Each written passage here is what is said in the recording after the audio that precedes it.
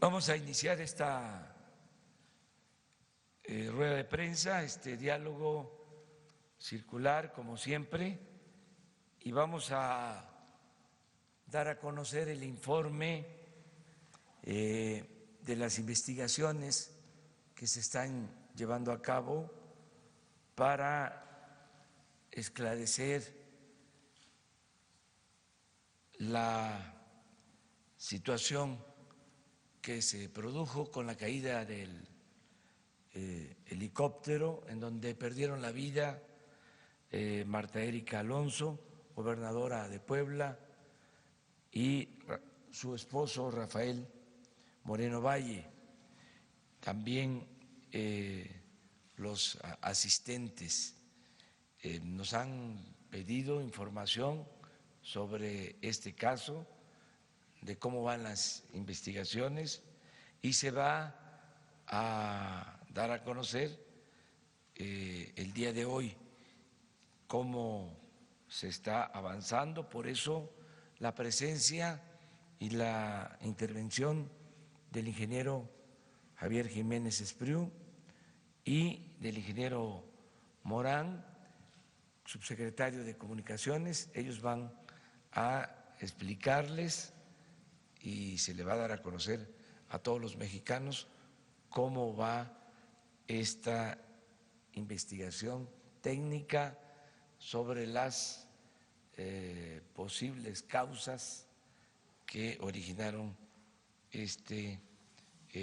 accidente lamentable. Entonces, vamos a escuchar al ingeniero Jiménez Espriu y al ingeniero Morán que nos expliquen, y luego entramos, como siempre, en la sesión de preguntas y respuestas.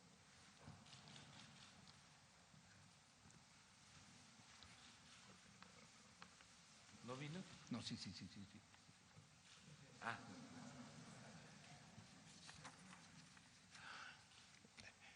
Muy buenas tardes, con su permiso, señor presidente. Se incorpora el ingeniero Morán en un momento, ya se incorporó. Por instrucción del señor presidente, damos a ustedes el estado que guardan las investigaciones. Rápidamente, vamos a pasar rápidamente hacemos un breve repaso del accidente, de las personas que lamentablemente murieron, las aeronaves, recalcando que la aeronave estaba en su certificación adecuada y que los pilotos, la tripulación, tenían al corriente sus circuitos. Queremos informarles que a partir del lamentable accidente hemos dado 8 conferencias de prensa, ahí están enumeradas, 5 comunicados de prensa, 2 informes al Congreso y una comparecencia tanto del ingeniero Morán como mía ante la comisión que el Senado estableció para darle seguimiento a eso.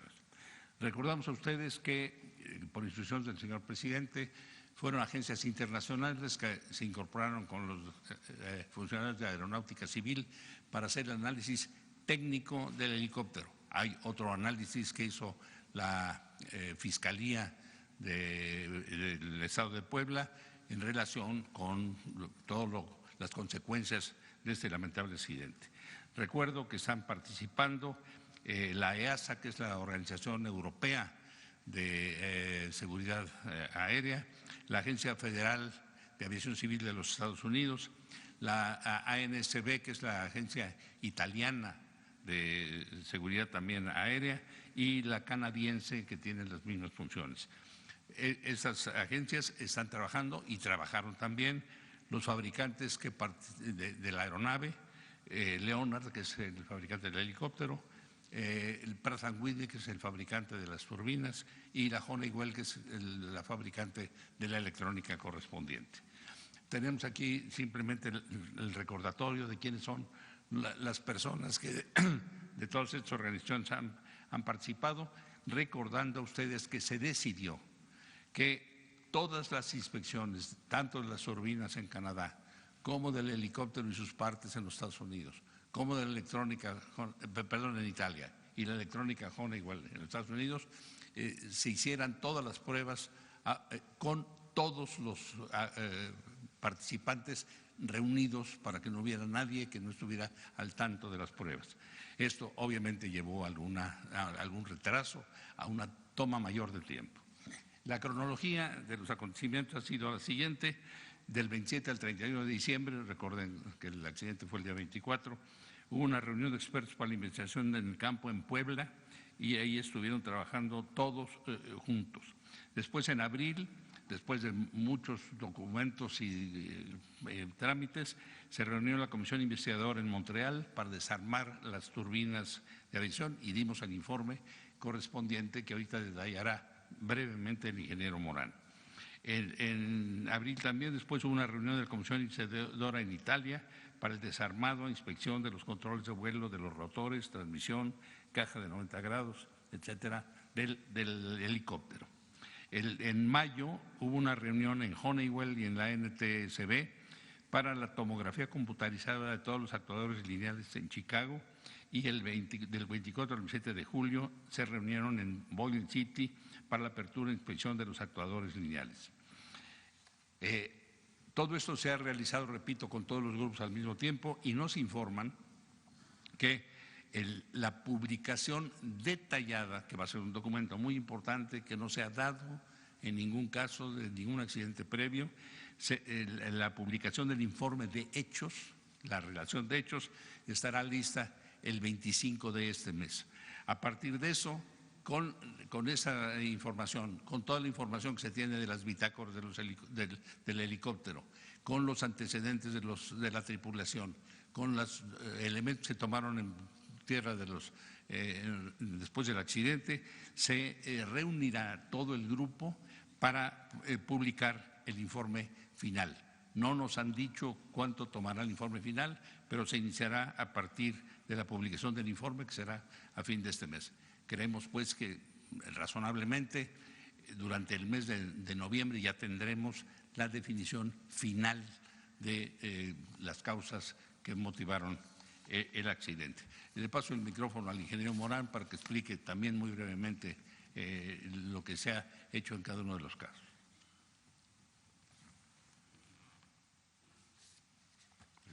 Con su permiso, señor presidente.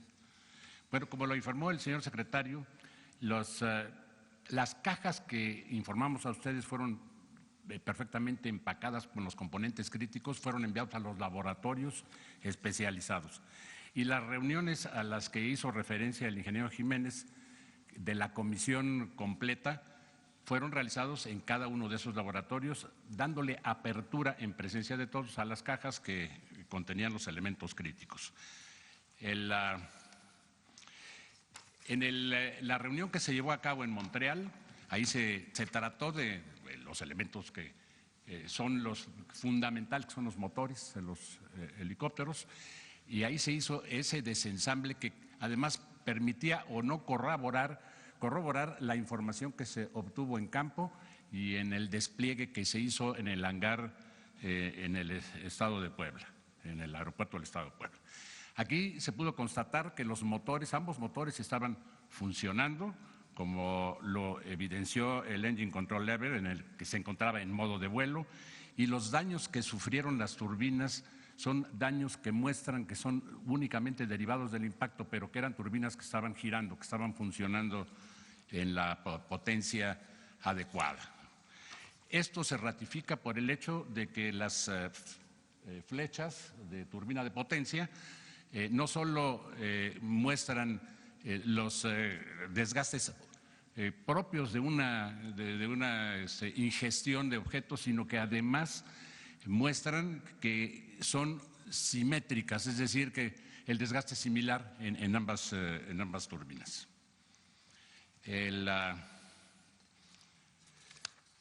Por lo que se refiere a la comisión que se reunió en Casina Costa, Italia, es prácticamente el mismo grupo, adicionado de algunos de los técnicos italianos, y ahí también se pudo hacer una verificación con mayor detalle de lo que fue la grabadora de la torre del aeropuerto de Puebla. Este es de acuerdo con el informe del fabricante, si bien no se trataba de una grabación de alta calidad, se pudieron identificar gracias al software especializado con el que cuentan ellos en Casina, que la frecuencia es una frecuencia de audio que corresponde con las vibraciones normales de la turbina en los últimos momentos en que ocurrió el proceso del accidente. Y también hay una segunda armónica, que es la que muestra esa figura, que es compatible con lo que le llaman un componente que es el Planet Gear, o sea, el sistema de engranajes que se tiene, planetarios que se tiene en los motores. Por lo que se refiere a los rotores, que ese fue el tema central en Casina Italia, se ratifica lo que aquí se está mostrando que ocurrió en el hangar, tanto las palas del rotor principal como del rotor de cola muestran que estaban en funcionamiento en el momento en el que se da el impacto. Al desensamblar los componentes y empezar a visualizarlos y además ver en laboratorio en Casina Italia lo que era si había giro o si había algo que detuviera el giro, se pudo confirmar que había rotación y que por lo tanto el rotor principal no era un posible causal en ese momento también de la problemática. Se hizo la reconstrucción de la flecha impulsora, se pudo constatar pues que estaba en condiciones, que cualquier daño era producto del accidente únicamente y estaba funcionando. La reunión investigadora en Boise City, Michigan, en los laboratorios de Honeywell, mostró, por otra parte, que en el análisis de todos los actuadores y componentes de mando del helicóptero, había que hacer una investigación más detallada, un poco más profunda. Aquí se muestra en este diagrama simplemente dónde están ubicados esos controles y en la parte superior se encuentran lo que se denomina los actuadores lineales, que están siendo sujetos de una investigación ahorita más detallada en el momento actual en los laboratorios, y en esto se le está dedicando una atención especial. Se ha tomado imágenes de tomografías de los componentes tal cual fueron enviados y después desensamblados, después de la tomografía para que no hubiera ningún movimiento, después se desensamblan y se ve si hay algo que esté funcionando de manera inadecuada. En el momento actual hay en proceso varias tareas, ¿no?, relacionadas en este momento con los actuadores. Se están desarrollando 3 tareas con pruebas, inspecciones no destructivas en los actuadores lineales. También la National Transportation Safety Board, en conjunto con Leonardo y con Honeywell, tiene una tarea relacionada con los mismos actuadores lineales. Leonardo está desarrollando otra tarea en este tema y Honeywell tiene también pendiente el desarrollo de una tarea. Hay comunicaciones que naturalmente se están llevando a cabo continuamente para ver cómo va el proceso, para ver si podemos hacer algo para expeditarla. Y es una ilustra, no podemos ahí mostrar la información por cuestiones de confidencialidad, también de quién es el que está enviando la información, pero son las comunicaciones oficiales que se están enviando vía correo electrónico. Y aquí pueden ustedes ver que dice aquí para la pregunta actual. Para la pregunta 2, no tenemos todavía resultados de nuestro laboratorio de materiales. Compartiré cualquier noticia en cuanto la recibamos de nuestros laboratorios. La siguiente nos muestra también, y estas son del 27 y del 30 del mes pasado. Nos disculpamos por la demora, los resultados no estarán disponibles hasta mediados de octubre. En fin, estamos pendientes de esta información, de lo que resulte, y como lo informó el señor secretario, para finales de este mes, para el día 25 de este mes, tendremos un reporte más detallado, un reporte bastante más completo, y estamos seguros que además la investigación está siendo muy acuciosa. Es del interés de todos los miembros de las autoridades de esos países el que se esclarezca qué ocurrió. Entonces no es un accidente convencional, porque implicó también una volcadura del aparato, y esto está siendo sujeto de investigación para ver si hay algunos boletines mandatorios que incorporar a todos los helicópteros en el mundo. En fin, este es un tema que está en análisis profundo. Tendrán ustedes pues información en cuanto podamos. Si tenemos alguna información previa la daremos a conocer, si no será el día 25 cuando la conozcan todos. Eso sería la información, presidente. Bueno, pues esperamos que para el 25 de octubre se vuelva a informar a ustedes y a los mexicanos sobre este tema. Siéntense. Estamos ya, si les parece, abrimos para preguntas y respuestas. Me quedó Dalila Escobar, Albino Córdoba, Méndez. Sí, los que quedaron pendientes, sí. En Coahuila. En estos días se llevaron a cabo mesas técnicas de combustibles, gas y electricidad, precisamente en Saltillo, Coahuila. Fueron convocadas por el legislador de Morena, el senador Armando Guadiana, y fueron también acompañadas por la iniciativa privada, entre ellos Coparmex, CCE e incluso con Canaco. Mencionarle, ellos están tratando de empujar para crear o hacer un proyecto de iniciativa de ley para incluir el fracking para la extracción de gas y con eso pues dejar de depender de Estados Unidos. Lo que Armando Guadiana argumenta es que poco a poco, bueno, eventualmente tendrán que ir hacia el siguiente año incluso a empezar a tener esta práctica, por lo menos en el norte del país. Le piden a usted reconsiderar este hecho. Sabemos las cuestiones de medio ambiente que implican, ¿no?, las situaciones que podrían ser en daño del medio ambiente. Preguntarle si usted en efecto estaría pensando en reconsiderar su postura o pediría que en todo caso desistieran de esta iniciativa en el Senado, pues nada menos del presidente de la Comisión de Energía del Senado de la República, Guadiana. No, pues él tiene todo el derecho de plantearlo, es integrante y además presidente de la Comisión de Energía en el Senado y todos tienen la libertad de expresar sus puntos de vista y en el caso de los legisladores hasta de presentar iniciativas de ley. Nosotros hemos decidido no recurrir al fracking para la extracción de hidrocarburos. Lo tenemos ya descartado.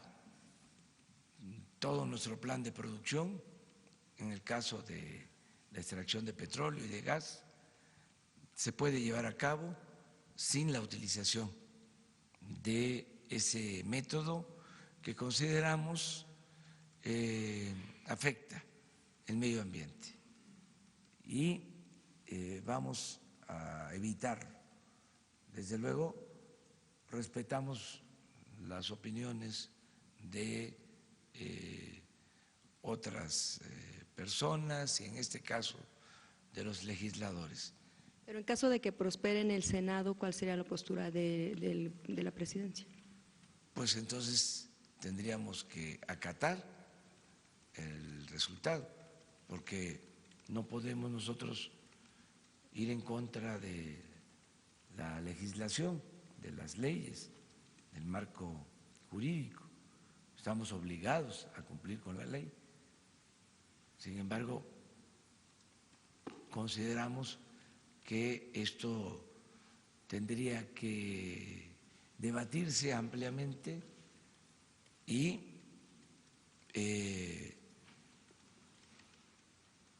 recoger las opiniones de todos.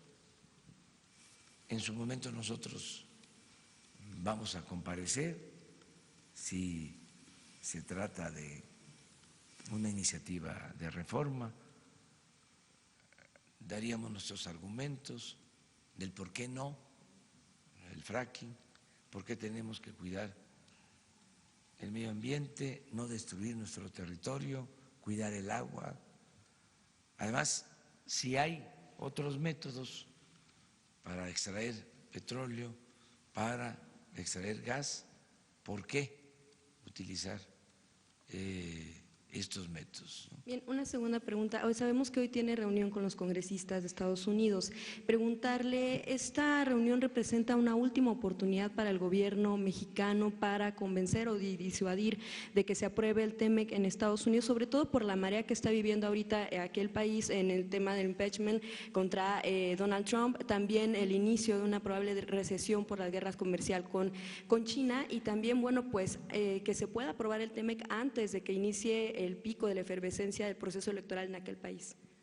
Bueno, pues les informo que sí, vamos a tener esta reunión, un desayuno el día de hoy con legisladores de Estados Unidos y vamos a tratar básicamente el tema del Tratado de Libre Comercio. Nosotros estamos a favor de la aprobación del tratado.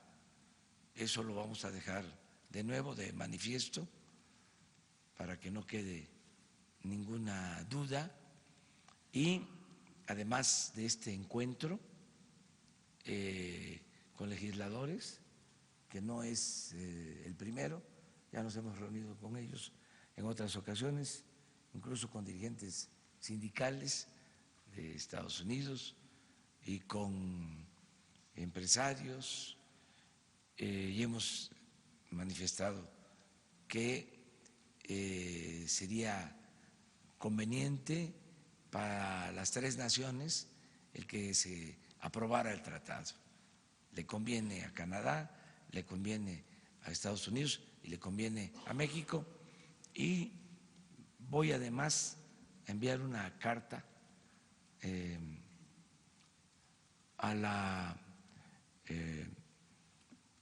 legisladora, a la dirigente de el grupo parlamentario de los representantes, la Cámara de Representantes de Estados Unidos, la señora Pelosi. Voy a enviarle una carta el día de hoy, fijando nuestra postura, pidiéndole su contribución, su apoyo para que la Cámara de Representantes en Estados Unidos, la Cámara de Diputados, apruebe el tratado. Con todo respeto a la independencia que tiene el Congreso estadounidense y desde luego el gobierno de Estados Unidos, que son libres para tomar la decisión que consideren más conveniente a sus intereses soberanos, pero también explicarles de la importancia que tiene, de acuerdo a nuestra visión, que se apruebe este tratado. Lo benéfico que va a ser para los pueblos y para las tres naciones. Voy a plantear esto y también pedirle que de manera respetuosa se procure una aprobación pronta para que este importante asunto, que es todo un acontecimiento para favorecer la economía de los tres países, no se mezcle y no se contamine con el proceso electoral que se está llevando a cabo en Estados Unidos, en el cual, como en todos los procesos electorales, pues se desatan pasiones que son propias de la democracia y que este proceso electoral no retrase la aprobación del tratado, que pueda separarse la lucha política electoral de este asunto que tiene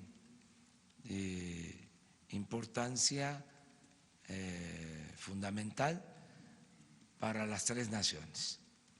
Entonces, vamos a proceder de esta manera. ¿Usted pondrá sobre la mesa el tema del control de armas en Estados Unidos?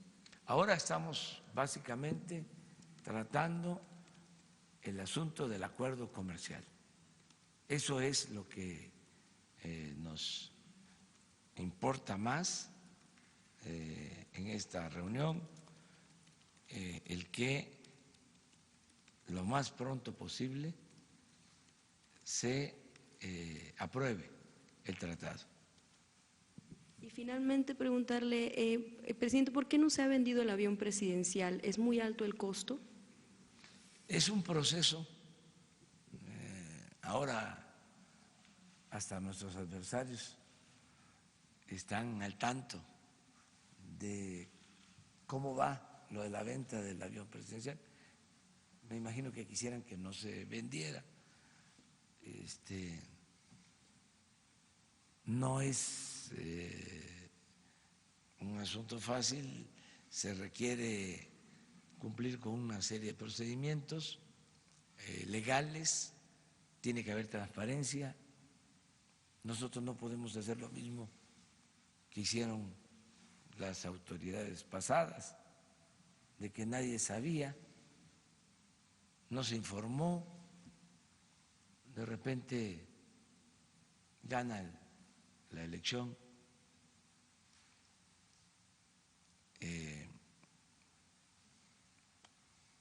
el presidente Peña Nieto y en ese periodo el presidente en funciones, Calderón, decide comprar el avión presidencial,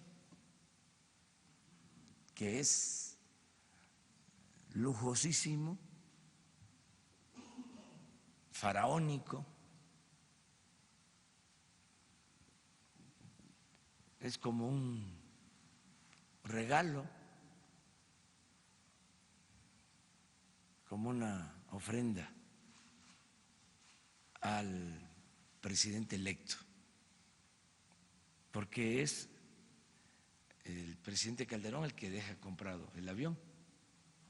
Luego, pues le echan la culpa al presidente Peña, pero la historia es esa: el que compra el avión es el presidente Calderón. Claro que el presidente Peña debió cancelar esa operación. No lo hizo y se compró ese avión carísimo, lujosísimo, un avión para 280 pasajeros, con restaurante, con alcoba.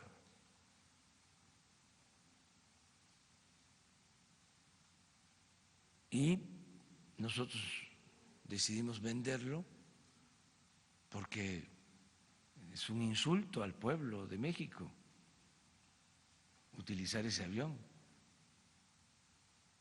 habiendo tanta pobreza.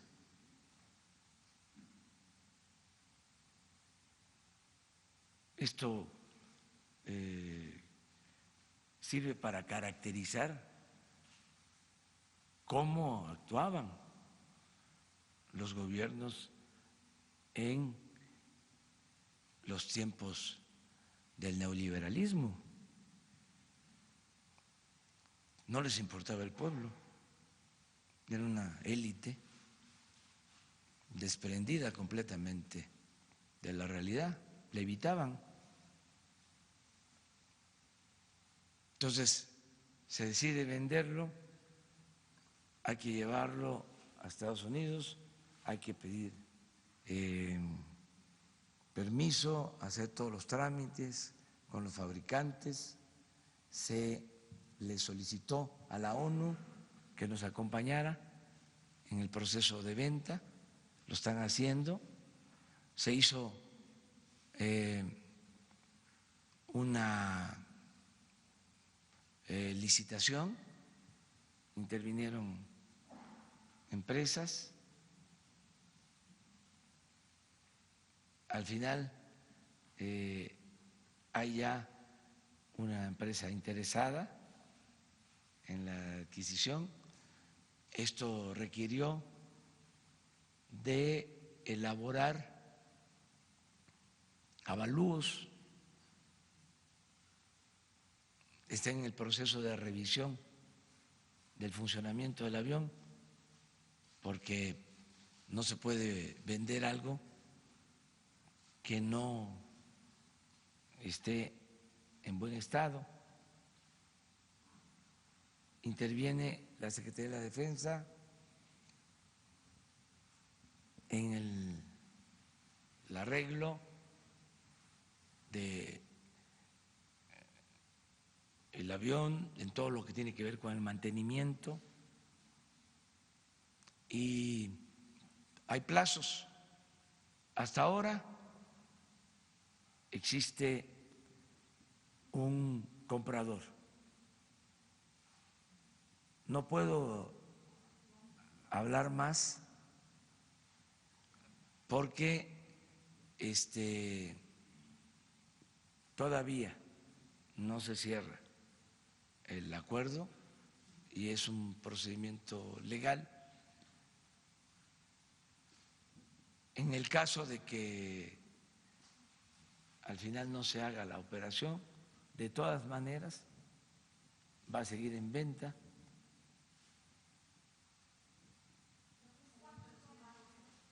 No sabemos todavía, es un proceso, nos pide la ONU que no se dé información, ya ellos tienen en sus manos el proceso de venta con las reglas establecidas. Y no solo se va a vender ese avión, se van a vender 73 aeronaves y ya empezó también el proceso. Son aviones, son helicópteros. Les recuerdo y conste que, porque me lo están preguntando, porque luego se enojan conmigo los adversarios, pero ni modo que yo no conteste, ¿no? También se enojarían conmigo, dirían, no da información. Pero como me están preguntando, pues les tengo que decir que en el sexenio pasado, además de ese avión, se compraron 6 aviones, jets modernos, cada uno costó alrededor de 1,000 millones de pesos.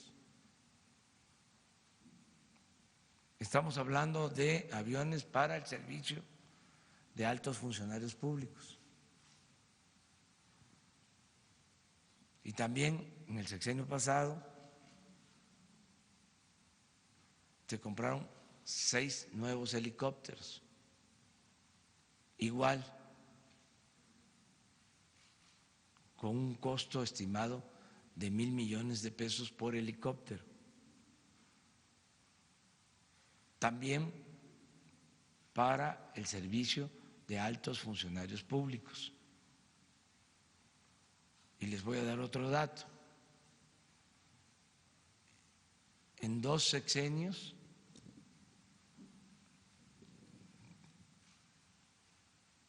en los 2 pasados sexenios, se compraron 100,000 millones de pesos en aviones y en helicópteros.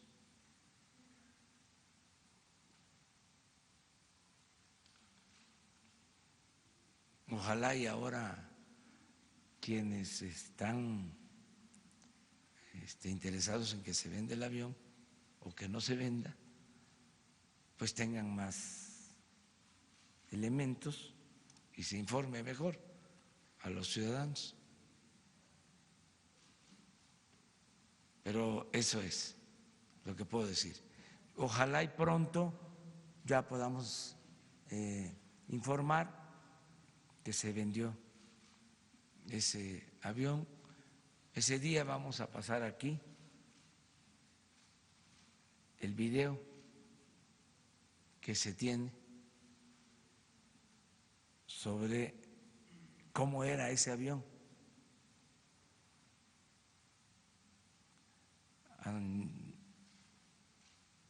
Había la opinión de que se quedara el avión más tiempo para que lo visitara la gente, pero yo tomé la decisión de que iniciáramos pronto el proceso de venta, porque si así, iniciándolo a tiempo, nos ha llevado varios meses, imagínense si se demora más. Una máquina de estas, un avión de estos requiere de mucho mantenimiento y también no se puede tener sin uso,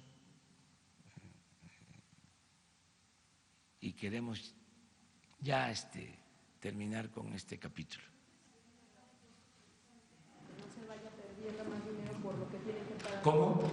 ¿No pensaría en tapar el costo precisamente para que no se le pierda del rollo de que pues, se quede ahí guardado el mantenimiento? Y no, ya está establecido, es un proceso, les digo, observado por la ONU con toda transparencia.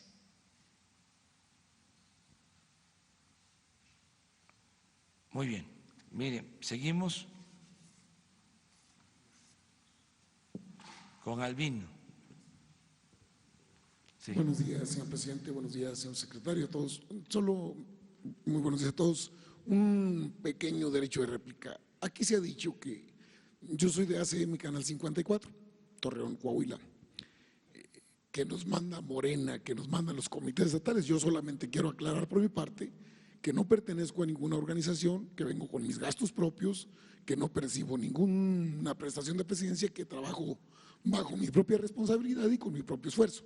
Creo que también debe ser respetado, porque se debe hablar con verdad. Señor presidente, en esta mañana le saludo y pregunto, está en boga el tema Medina Mora, el ministro. No es el primero que renuncia, en el 93 hay un antecedente. No es en sí la renuncia de Eduardo Medina Mora, pero está sujeto a una investigación. En el 93 pasó algo similar con un ministro que incluso terminó sus días en prisión y luego en su casa en prisión domiciliaria. La pregunta sobre el tema es concreta. A pesar de estar acusado de proteger a un empresario violador, a aquel ministro, y de la investigación que lleva la UIF con Medina Mora, ya se habla de que no pierda sus saberes económicos, es decir, sus emolumentos, sus percepciones. Y la sociedad pregunta, pues, estoy en el capítulo 4 del artículo 94, ¿usted considera que hay, porque luego no solo no pierden su respetabilidad, señor presidente, luego también tampoco pierden el salario? ¿No sería necesario revisar las leyes para que no haya ambigüedades por el punto de referencia que doy al 93 de un ministro que ya renunció y que nunca perdió su salario, que no son tampoco cualquier cosa, son de los burócratas dorados, machuchones, presidentes de los que ganan mucho? Y en ese mismo contexto preguntarle, ahora aparece el señor Diego Fernández de Ceballos, dice que todos debemos pagar impuestos. Bueno, yo pago impuestos desde siempre, pero él dice que ya no debe. Y entonces el juego de los 990 millones, de los 245 millones de impuestos del rancho allá en Querétaro, del municipio de Colón, pareciera pues que hay una serie de circo mediático, político, porque ya sale también pues, a los adversarios de la Cuarta Transformación, Partido de Acción Nacional, Partido de la Revolución Democrática, para decir que usted no nombre a un ministro carnal. como si no conociéramos el pueblo mexicano al menos, cómo se elegían antes y cuál era el procedimiento de elegir ministros, como se ha hecho esta vez. Solo que parece que no les gusta que lo elija el titular del Ejecutivo y sin embargo le corresponde, porque así lo marca la ley, enviar la terna. Preguntarle sobre estos dos temas así rápidamente, presidente. Su opinión, señor. Sí, mire, no sé, cuando hay una renuncia, en este caso, creo que hoy el Senado va a resolver sobre este asunto. En definitiva, pienso que ya no se puede estar recibiendo un sueldo y no creo tampoco que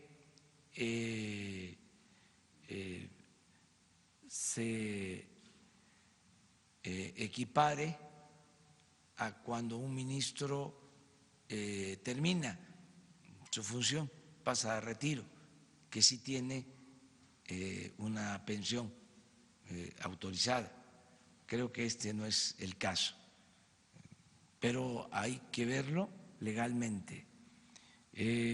Acerca del pago de impuestos, pues todos estamos obligados a pagar impuestos y ya se ha ido avanzando en este propósito porque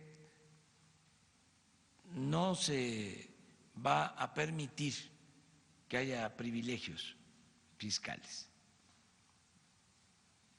Anteriormente se hacían acuerdos arriba para condonar impuestos a los influyentes.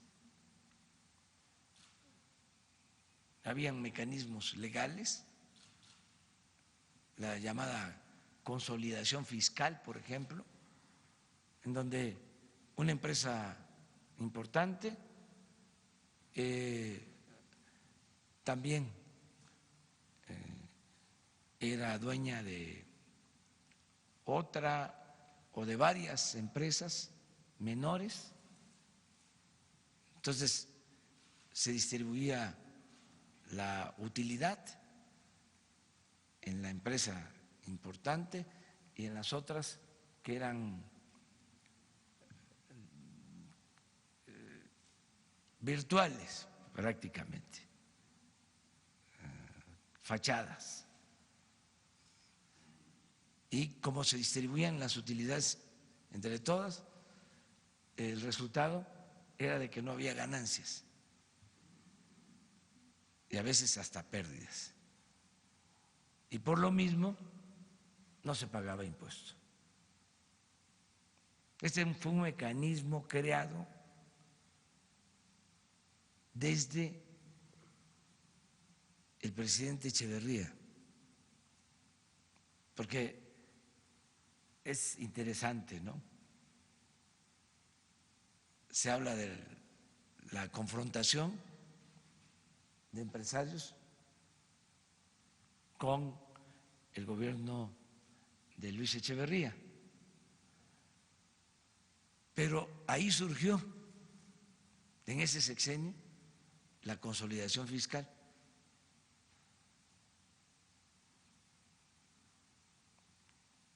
Y la apariencia es otra, de que hubo confrontación permanente. Sin embargo, en ese sexenio es que se inicia este procedimiento, este mecanismo para dar trato preferencial a los llamados grandes contribuyentes. Y eso se mantiene durante todo el periodo neoliberal, más mecanismos como la condonación de impuestos y últimamente mecanismos francamente violatorios de la Constitución, de las leyes, mecanismos fraudulentos como la facturación falsa, que eso se pone de moda hace 10 años y empiezan a haber despachos protegidos por el poder para falsificar facturas y no solo no pagar impuestos, no solo llevar a cabo evasiones en el pago de impuestos, sino hasta para cobrarle o sacarle dinero a Hacienda.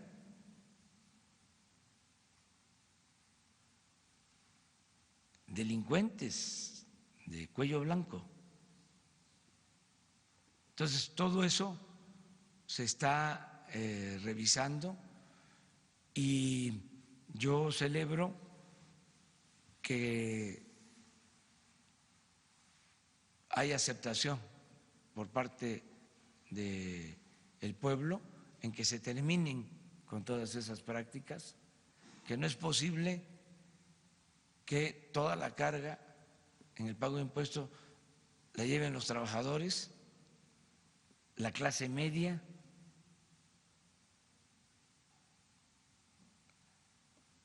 la población en general, y que existan grupos privilegiados.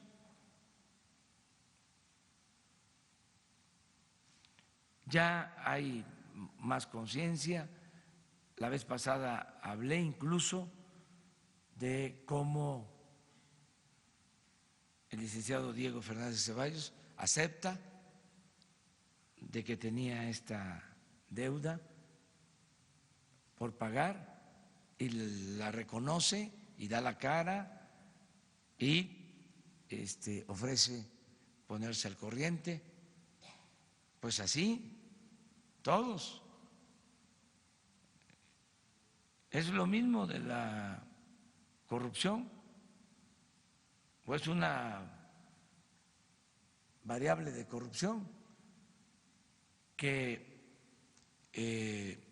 no se vea como una gracia el que no se paguen los impuestos, que no se le aplauda al corrupto, que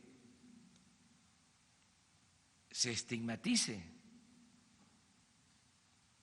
la corrupción, Pero dice que no se vea bien a quienes no actúen con honestidad. Eso es parte también de la transformación, es parte del cambio. Lo otro que planteaste es… sí, es que ahora dice Diego Fernández Ceballos que no debe. Bueno, es otro. Hay un tema que poco se toca. En 10 meses, su primer año de gobierno de la Cuarta Transformación, presidente, en el subejercicio del servicio público, de las dependencias de la Cuarta Transformación, al margen de los que no quieren ganar poco, de los que rechazan la austeridad, poco se habla de lo que se ahorra en las dependencias federales por gastar menos, señor. ¿Podría usted darme un punto de referencia de lo que esperan los mexicanos obtener en eficiencia, obvio, en el trabajo del gobierno, en su gobierno, en este primer año? Pero de los subejercicios, de lo que se ahorra de las dependencias y que se recanaliza a la Secretaría de Hacienda, porque nuestra gente no entiende la terminología, pues luego, los subejercicios. ¿Podría explicar, presidente, de este primer año?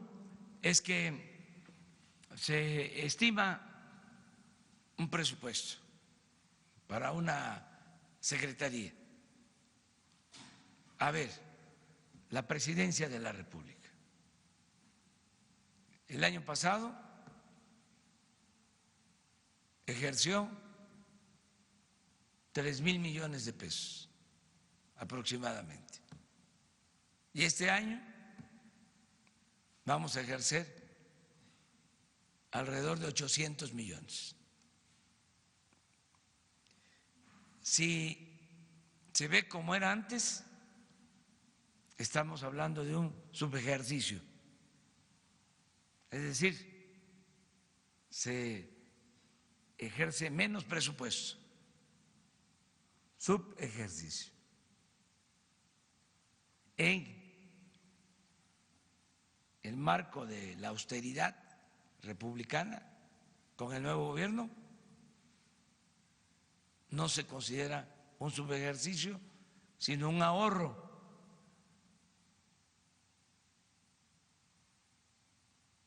Eso es lo que a veces no se entiende. Entonces, eso nos permite tener finanzas públicas sanas, porque ese ahorro pues es para financiar los programas sociales. De ahí sale para la pensión a los adultos mayores y desde luego estamos hablando en el caso de Presidencia de 2.200 millones de pesos de ahorro. El programa de la pensión a adultos mayores son 115.000 millones de pesos, pero esos 2.500 es una contribución. Y así todas las dependencias, porque no estamos aumentando impuestos, se está financiando el desarrollo, el bienestar con la austeridad y no permitiendo la corrupción. ¿Por qué se gastaron 3.000 millones? Bueno, porque ahí estaba el gasto de mantenimiento de los aviones y los viajes en aviones. Nada más es cosa de hacer la investigación de cuánto gastaba Presidencia en viajes, pero no solo en el sexenio pasado, siempre.